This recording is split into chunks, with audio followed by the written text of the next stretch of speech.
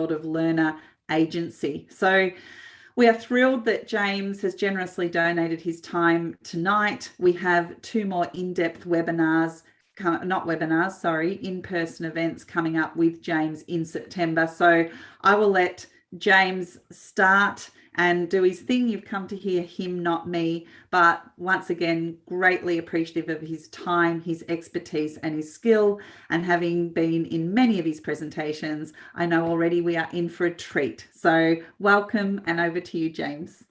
Thanks, Karen. Absolute pleasure to be here, and thank you to Independent Schools Victoria for putting this event on, because it's a pleasure to reach out to all of you. So good morning, good evening, good afternoon to everybody, depending on where you are in the world. And I know that even though it is an Independent Schools Victoria event, we have people from all over the world either streaming in live right now or watching the recording. So if you're watching the recording, welcome to you as well. We're here to talk about this idea of learner agency. Now, learner agency speaks to the heart of what it means to be a human. The research behind it dates back to the 16th century, and it speaks to the nature of free will, our capacity to take action and change the world around us. The trouble is, though, it's rapidly becoming a buzzword. It's a word that until recently many people hadn't heard, and it's suddenly becoming something we've all got to do. We've got to do a little bit of learner agency. Learner agency is suddenly important. And the risk here is that the concept of learner agency will become one of those things that is really important this year and then not so important next year as we move on to the next new shiny thing. And I'm sure many of us in the room today can appreciate just how many things come through education like that. By the way, we'll know when that happens, when the idea of learner agency has gone from being something deep and rigorous to being something shallow and flippant. That'll happen when teachers start getting their professional learning from Pinterest, because we know that's where it's happened in a lot of other areas, including mindset, which I'm going to talk about a little bit later on. That what should be and what is a deep and important subject has been, I won't say trivialized, but just smeared across the top, and we haven't really taken the depth behind it.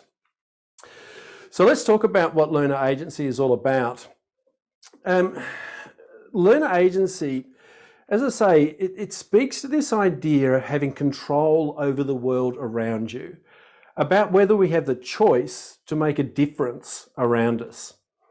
And probably the easiest way to understand it is to think about what it isn't. Someone who lacks agency becomes the victim of their circumstance. The world acts on them. They feel at a loss. They feel like it's unfair. They'll say things like, why do these things happen to me? And that's sort of the way I think about it. When I think about people who lack agency, they're the victim of their circumstances and the world is happening to them. On the other hand, someone with agency takes control. They're the master, not the victim of their circumstances. And they are powerful rather than powerless in the face of change and adversity. And given the sort of world we know our children are growing up into, this volatile, uncertain, changeable, ambiguous world, this concept of agency, being able to control your circumstances, be the master of your environment, has come to the fore. There's a lot of definitions going around. We can talk about the way different states and nations are defining agency. But one of the things I've done for you is to bring some of that research together. And a lot of what I'm going to be talking about today is in this document. Now, my wonderful assistant, Jane, is going to drop a link into the chat box right now to let you download this book. Now, this is a 28-page summary of the work behind learner agency, what it's all about, why it's important, and some of the key ideas that we need to keep in mind as we work with this idea in our schools.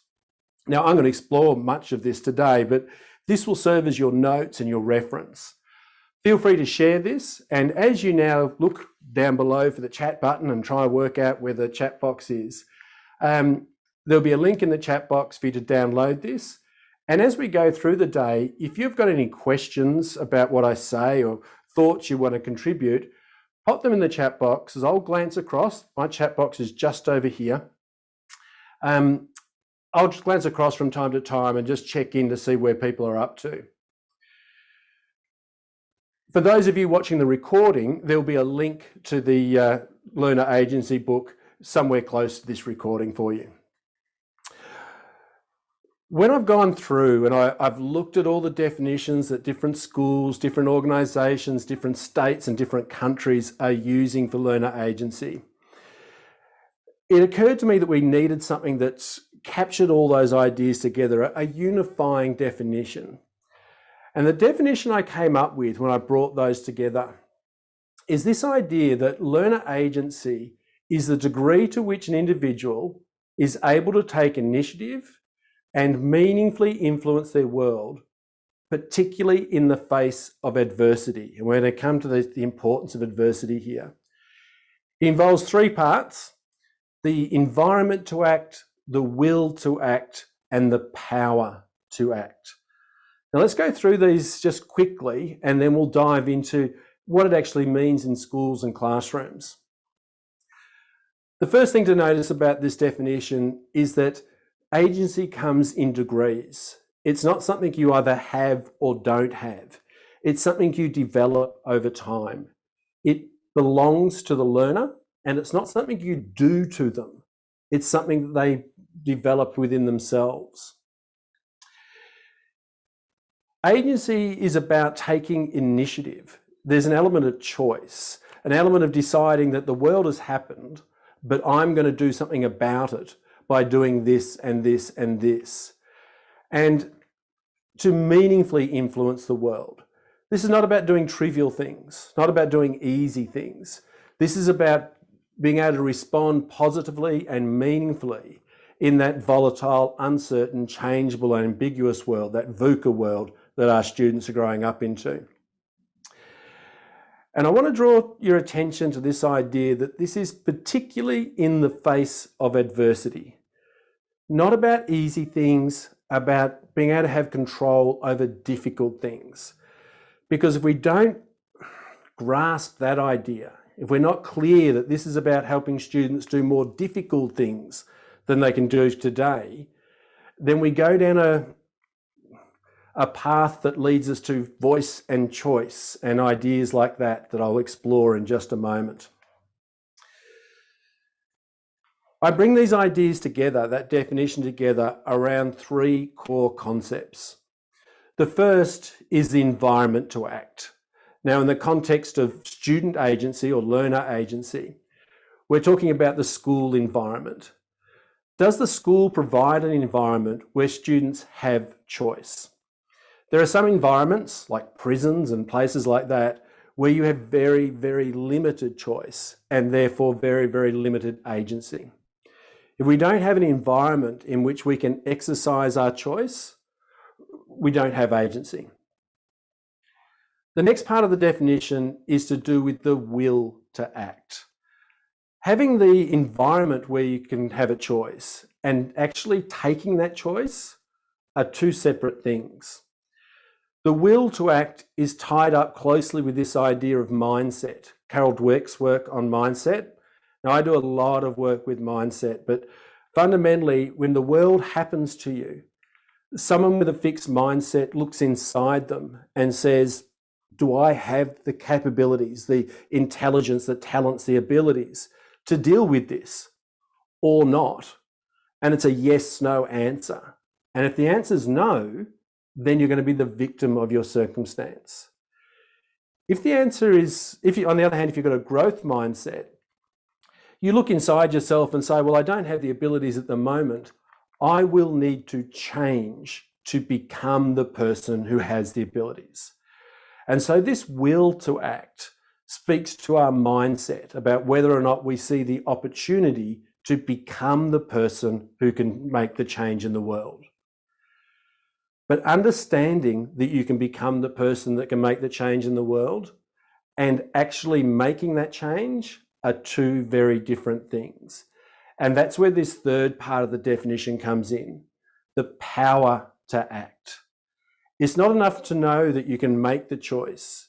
You've also got to understand how to make the change in yourself to become the person who can exercise that initiative and actually make the change in the world. So let's bring those three ideas together and look at them just one at a time. Our first one is this idea of the environment to act. A lot of schools have taken this idea of learner agency and said, well, what agency is all about? It's about students making choices, and it is. It's about students deciding they want to do this instead of this. It's about students deciding that I want the world to be this way, not that way. And it is about all those things. But without a deep, rigorous understanding of what agency is truly all about, what happens next is that some schools have taken that idea of choice and said, okay, what we'll do is we will give students choice. We'll let them decide if they want to do their assignment this way or this way, if they want to study this topic or that topic. We'll involve them in school councils, decision-making bodies in the school, so they can decide whether the school does this with their money or this with their money. And these are all good ideas. And I don't want to suggest for a moment that we shouldn't be doing that. But this idea of giving students voice and choice, what it can sometimes do is, rather than changing the student, all it does is changes the environment. I'm going to say that again. If we want to help students develop learner agency, the important part is that the student is changed. If all we are doing is giving them the choice, giving them an environment in which they can make that choice, then we're not really changing the students. And in fact, I've seen this described in official documents, like national level documents, where we talk about wanting to give students a sense of agency. A sense of agency. I'm a little bit concerned about that idea of giving students a sense of agency. It's almost like it's pretend. And if we're giving students choices that they were already capable of making, then my question becomes, are we giving them, let me talk about this to start with. Most of us have seen students develop like this, that in the beginning, growth is easy, and then it sort of plateaus off like this. And this is a perfectly normal part of learning. This area down here, we call our comfort zone. And this area up here, we call our performance zone. And our comfort zone and performance zone are full of those things that we've already got the abilities to do. They're full of the things that we've already mastered, but importantly, they are full of those things that I call easy things you haven't done yet. But the world is full of easy things that you haven't done yet. Things that you could do easily if you were just given the opportunity to do it or the need arose. For example, as I look across to the pictures over here, the screen that I'm looking at, how many of you know your 13 times tables? I'm just looking. One person went, oh yeah, a little bit. How many of you could know them by this time tomorrow? Yeah, you all could. It's an easy thing that you haven't done yet.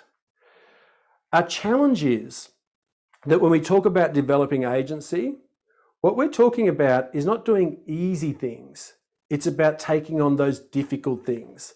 And they occur up here in our learning zone. Now, you might have heard this called the zone of proximal development. Who's heard it called the zone of proximal development? Yeah, I've never seen a child proximally develop personally. I've seen them learn, so I call it a learning zone, but it's exactly the same thing. Now, the thing is that down here, we already have agency over these things, as long as we have the opportunity. As long as the environment changes, we will be able to impact things down here. But up here, beyond our current ability, we have no agency. Right at this present moment, the challenges that are beyond your current abilities, you have no agency over.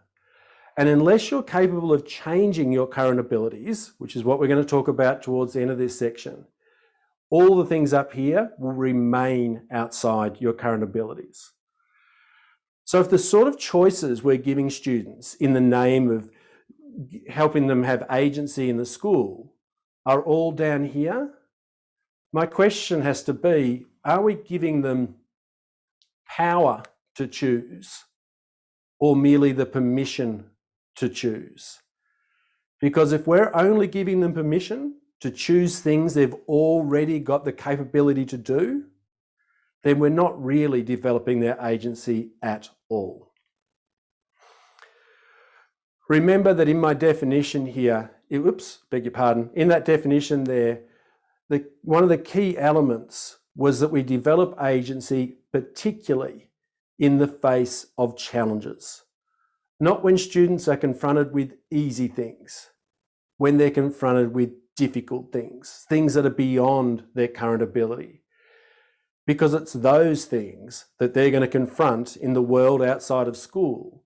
And they're going to need to be the ones that step up and say, this is beyond me at the moment, but I can become the person who can.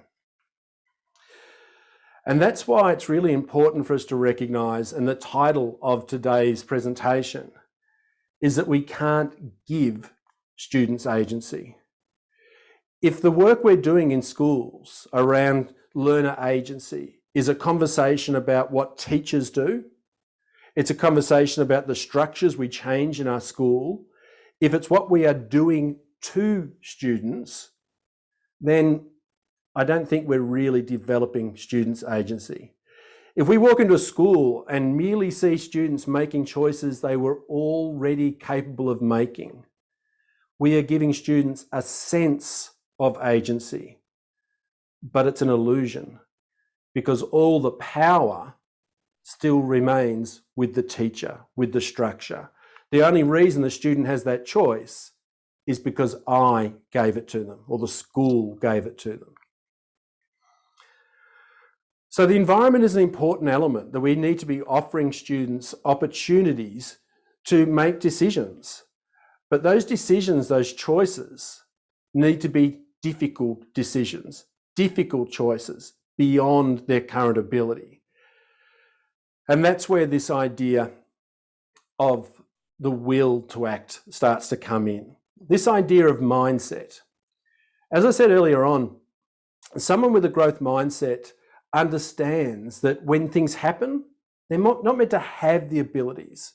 They're meant to go through a process where they can develop those abilities. But many of our students don't understand that. Many of our students have a relatively fixed mindset. They ask themselves, am I good at maths? Am I a leader? Do I have musical abilities? And they expect to discover whether or not they have those abilities. And unfortunately, schools are doing a really good job of telling students that's the way the world works. I spend a lot of time with a lot of schools unpacking the practices that we have in place currently that build labels, build limits, and build boxes around the students. And I'll give you a quick version of a longer story where a teacher, in my experience as a student, led me to have a fixed belief about abilities. I went to my first ever music lesson as a Year 7 student. There was a music teacher in a music room, and it was amazing. It was so good. We had drum kits in the room. We had bongos on the floor. We had drumsticks, and within 10 minutes of this lesson starting, we were making rhythms, and like it was a boys' school. We get to bang on the tables. It was so cool. I was inspired. I was so turned on by this experience. I thought, I don't need to be a musician. I can be a drummer instead. This is fantastic. Anyway, I went through the lesson. We got to the end, and the teacher asked us, hey, boys, I just want to see who can do this. Now, listen to that language. I want to see who can do this. And what he did is he's put up a rhythm on the board. And he said, with your left hand, I want you to go ta, ta, ti, ti, ta, ta, ti, ti. And with your right hand, do the opposite. T-T, ta, ta, T-T, ta, ta. Now, what happened next was this.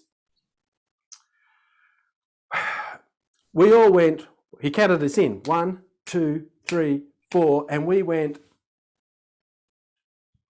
none of us could do it to save our lives. We had a bit of a laugh, we went home. Now, I went home and I thought, oh, I reckon there's a way to do this. How hard can this be? I spent a few hours practicing, working out what the rhythm was, working out how to do it. Now, not that this scarred me, but it looks like this.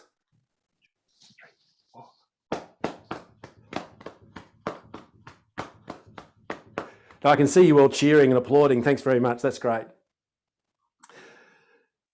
Hey, thank you. It's hard. You give it a go. Anyway, I went to tell the teacher the next time I saw him. I said, hey, was this the thing you asked us to do? And I did it. And he looked at me and he went, James, that's amazing. Congratulations. Well done. How did you do it? And I told him about the practice and everything I'd done. And he went, oh, so you can't really do it then. See, in his mind, and I can see Lorna shaking her head. In his mind, there were people who just could do it, and other people who had to work hard to make up for the fact that it wasn't naturally part of them. Now, you all gasp and think that would never happen in your school, but it happens every day. It happens every day that a teacher says, oh, don't worry, we can't all be good at that. Or, you're more of a language sort of student, aren't you? It's no wonder you can't do maths. Don't worry, Melissa's just naturally good at those sort of things. You're better at something else. And those messages send very fixed views of ability. Now, what happened, and this is the important part of the story from today's perspective, what happened in every other music lesson after that? I was so inspired. I was so excited to do music in that first lesson. In my second lesson, I sat at the back of the class. I didn't ask any questions. I didn't ask for a turn because I figured there's no point in me even trying. I don't have the abilities. And so while there was an environment in which I could act, the school had a music program, the school had a drama program, the school did a musical every year. I didn't think those choices were open to me. And this is how mindset plays out in the idea of learnership. You become the victim of your circumstances because you don't think you have the choice to change it. And you hear people saying, oh, there's nothing I can do about it. I'm just not that sort of person. I'm not good at those sorts of things. And even though the choice might be presented to you, you don't take it. Now, this idea of mindset and how it plays out in schools is a complex one. And I want to give you another resource because I joked before about how many teachers are getting their wisdom from Pinterest. And that is certainly true in mindset. When you talk about how teachers are trying to change students' mindsets, there's a lot of posters that say, don't say this, say that. Don't say you can't, say you can't yet. Praise effort and these sorts of things. And the fact is that those strategies just don't work. The research has come back in. The vast majority of school-based mindset interventions are not having an impact. In fact, Carol Dweck said recently that she was pointing out a growth mindset is even more complex than we imagined. In the beginning, we didn't recognize the complexity of implementation. And so to help you with that idea of implementation, Jane's going to drop in, oh wow, there's a whole lot of things come up. Good. I'm just browsing through the... Jane's going to drop in a copy of this ebook, which talks about the sorts of strategies we've been using for growth mindset, how we've been going wrong, and what we need to do to make a real difference to students' mindsets. And in particularly how this plays into the idea of learner agency. So I invite you to download that and have a read through it. It's a significant document, 60 pages or so, big print, lots of pictures. But again, have a read through it so you've got an understanding of the depth and the rigor behind this work, and don't get sucked into the social media fad behind it. One of the main tools we use in that book, and it's in the title, is to recognize that we don't have fixed mindsets or growth mindsets. We're actually on a continuum. And so it's not a case of we see the choice or we don't see the choice. It's about we misjudge the cost of that choice or think we are limited to a certain number of choices. And one of the big differences, one of the big misunderstandings, I suppose, about a growth mindset is that, there's that catchphrase about don't say you can't, say you can't yet. And a lot of people think that from the growth mindset perspective, the opposite of I can't is I can. If I've got a growth mindset, it won't be I can't, it'll be I can. And it's not. From a growth mindset's perspective, the opposite of I can't isn't I can, it's I could. In my music class, I said, I'm not musical, there's no point in even trying. So I sat down and did nothing. Today, I have a growth mindset about music. I know I could develop musical abilities, but I don't have very many musical abilities. For those of you who joined right at the very start and saw me dancing, it's not great, but it's a bit of fun. My biggest musical influence was Peter Garrett in the 80s. So look, a little bit of this and it's all going well. But the point is this, that a growth mindset tells you I can grow. It doesn't tell you how to grow. And this is where the next bit of our work comes in. But if you want to know more about this idea of mindset, it's one of the workshops I'm doing with Independent Schools Victoria. I think, and Karen, I don't want to shock you at this point, but I think we're talking about live streaming this one as well, so it might be available to people online. Certainly, it's a big part of the work I do in a lot of settings. So if you're wanting to know more, 31st of August, which I think from memory is a Wednesday, at ISV in Melbourne, Victoria, we'll be running a full day workshop around how to implement strategies that actually change students' mindset. Because when we can move them along that continuum, help them become a little bit more growth oriented, they'll have more capacity to make the choice, the will to act. But the will to act is only part of the story. The other part, and the part I want to spend the most time on today, is this idea of the power to act.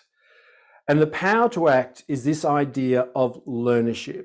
It's the recognition that there are some challenges, many challenges, that are beyond my current ability, that I just simply can't do at the moment. And what I need to do is raise the bar, learn to become more capable, increase my intelligence, my talents, my abilities, so I'm able to successfully confront those challenges that are beyond my current abilities. When I talk about that, I'm talking about this. Let's imagine this white line over here. This is the challenge that's in front of us. At the moment, it's in my learning zone. That means it's beyond my current abilities. I'm going to struggle, I'm going to fail, I'm going to make mistakes. If I want to be able to succeed at a challenge this difficult, I need to raise the bar again, so it becomes well within my current abilities. And it's this ability to raise the bar that I want to talk about in this last 10 or 15 minutes or so. And it's this idea of learnership. Think of learnership as the skill of learning. When you hear the word learnership, think of it in the same way as you think of craftsmanship or leadership. It denotes a skillfulness. And we've been talking about teacher professional learning now for a good 10 years, where we've focused very heavily on what teachers do in the classroom. In Australia, we have a document that came out, I don't know, about 2 years ago, maybe a little bit longer, the Australian Standards for Professional Teachers, or something along those lines. Might get the words in the wrong order. But it defines what quality teaching looks like. And I've been to a lot of schools where I see a lot of quality teachers that understand how to set appropriate learning goals, teachers who are very skilled in giving formative feedback to students. And in those very same classrooms, I see the students receive the formative feedback and go, thanks very much. I'm done. I see those same students rely on the teacher to tell them where their learning zone is without taking any control of the learning process themselves. I see teachers going home exhausted because they're the ones doing the most work in the classroom. They're dragging students through the learning process, grabbing hold of that bar that we just talked about, that performance plateau, as Anders Ericsson talks about it, and lifting it up for the student. I was reminded the other day about a quote, and I wish I could reference this quote. If anyone knows where it comes from, let me know. But a mentor of mine shared it with me years ago. And she said, James, never work harder than your students. And I see a lot of teachers working harder than their students. And so what we need to do, we can raise the bar for students. We can push them, pull them, drag them through the learning process. But if at the end of the day, they're relying on us to raise them to a new standard, when we're not around anymore, when they leave the schooling system, that's when their development of agency stops. We need to be going through a process that helps students take control of the learning process and to raise the bar on their own. So what I'd like to do in this last section is describe what learnership is about. And I'm going to share with you the learnership matrix that describes 6 different types of learners and breaks it up into 5 different elements of learning. 1 is the student's response to challenge. 2nd is how they develop their habits of mind. The 3rd and 4th is where they get information from, which is about feedback and mistakes. And the last is about what we traditionally call effort, that I've called time and energy, because it's not the time and energy that counts.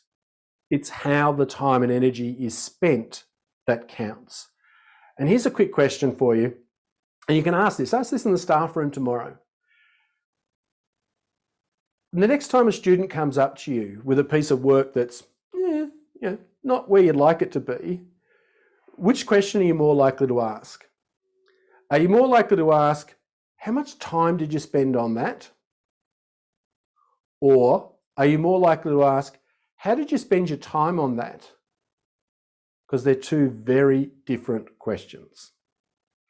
So let's talk about this idea of learnership. Let me do this and I'll pop into the picture down here and I'll get out of your way. Our non-learners are the sort of learners that avoid challenges. And by the way, as I go through this, try and identify what percentage of your learners fit into each of these different types of learning. A non-learner will, if you give them options A, B, and C, they'll say, do I have to do it? They'd rather do nothing than something. Oh, by the way, I can see people starting to jot this down, which is great. Jane, have you got a copy of the learnership flyer? We can pop in there as well so people can have a copy of this. And there's also a copy of this in that first document. These students have no language to describe their learning behaviours. They don't have a cognitive anchor to describe what they do. They ignore your feedback and disregard mistakes. And their time is largely wasted. They're doing something other than trying to learn anything new. Now, I don't think we have a lot of non-learners in our classrooms, but this forms a baseline. This is a very passive, inactive learner. Our beginning learners are a little bit better. These are the learners that will reduce a challenge. If you offer them options A, B, and C, they'll say, can I have option D instead? They're always looking for the path of least resistance, the easiest option. They can be busy in class, but they're not working through the sort of challenges you want them to. They're the student, and who's got students like this? I hate to admit it, but I used to do this. Very often the teacher would put the hard tasks at the end of the lesson. So I would spend lots of time doing the easy things slowly. So I didn't have time to get onto the hard ones. That's what a beginning learner will do. These learners can describe the habits of mind retrospectively. they sort of fumble through the learning process, just doing what they kind of sort of do. And having done it, they'll go, oh yeah, when I did that problem, I had to ask a question, I had to check my answer. There's no planning, there's no forethought, but there's a little bit of reflection. They recognize mistakes and acknowledge feedback, but they do it like this. That's wrong. There's no further action. They just go, that's wrong. That's not complete, it's not finished. But there's nothing to do after that. And they spend their time doing stuff. These students spend a lot of time getting busy in the classroom, but not getting better. Then our next learner is our performance learner. Now, these learners are at least doing their current best. These are the learners that will limit their challenge. And when I say limit their challenge, I mean they do their current best. They're very happy to show you, ta-da, look what I can do. And then you'll say, that's great. Can you try this one? It's a little bit more difficult. And they'll go, ta-da, look what I can do. And they repeat the same standard over and over again without ever risking doing something more difficult that might lead to mistakes and struggle. They can apply their habits of mind with forethought because they've reached that standard before. And to reach that standard again, they're going to have to behave in much the same way.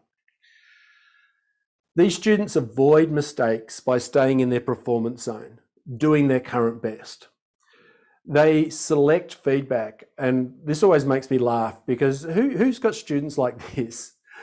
That you give them feedback and they go, oh, thanks, miss, that's great. All the things where you've said you've done this well, you've ticked the boxes. And as soon as it gets to the part where you've said, and I think you could do this better, and here's some ideas for improvement, they go, no, I don't want to read those parts. And they spend their time performing. They're the ones that go, I can show you what I can do. I love showing you what I can do, but never stretch and challenge themselves to do better. All three of these learners are what I call below the line learners. They don't actually grow at all, or very little at least. The directed learner is the first learner we actually see significant growth and improvement from. These learners are compliant, and the key characteristic of these learners is that the control of the learning process, the control of raising the bar, lies with the teacher. They'll attempt a challenge that you give them.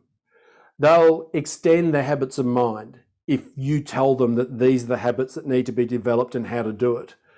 They'll correct mistakes after you've pointed it out and told them what they need to do to correct it. They respond to feedback in much the same way, and they spend their time producing. And schools can get great results out of these students. Exhausted, spent teachers, but great results out of these students. The trouble is that they don't control learning. They need someone else to raise the bar for them. And so when they're confronted with challenges beyond their current ability, they need someone else to tell them how to get there. And if we're leaving students to exit school as directed learners, their agency will cease to develop as soon as they're a step away from the teacher. Independent learners take control of the learning process. They can target their own challenges. They know where their learning zone is and they actively go there. They develop the habits of mind. They need to raise the bar. They use mistakes and request feedback, and they spend their time striving. Now, I'll just pop down here. These sorts of learners are great. They're in control of the learning process, but they're selfish in that they set their own learning goals, and they're not terribly responsive. The learners that I think we need to cultivate are these ones, are agile learners, which, by the way, just what I mentioned, I happen to write a book about it called The Agile Learner, and we'll probably send you a link to it at some point. But our agile learners embrace challenges. And they embrace challenges in the spirit of JFK when he announced the manned missions to the moon, where he said, we do these things not because they are easy, but because they are hard. These are the learners that when you say, I've got options A, B, and C, these are the ones that go, which one of those is going to be the most difficult? Which ones of those are going to help me grow the most? Because they're out there embracing challenges to cultivate their habits of mind. They're actively seeking new information by designing mistakes and tailoring feedback. And the key element there is that they're making sure the information is there to be collected. And these learners spend their time growing. Now, we could spend a lot more time in there talking about what it means to be an agile learner and how we develop learnership. But I wonder, as you went through, where did you see most of your learners?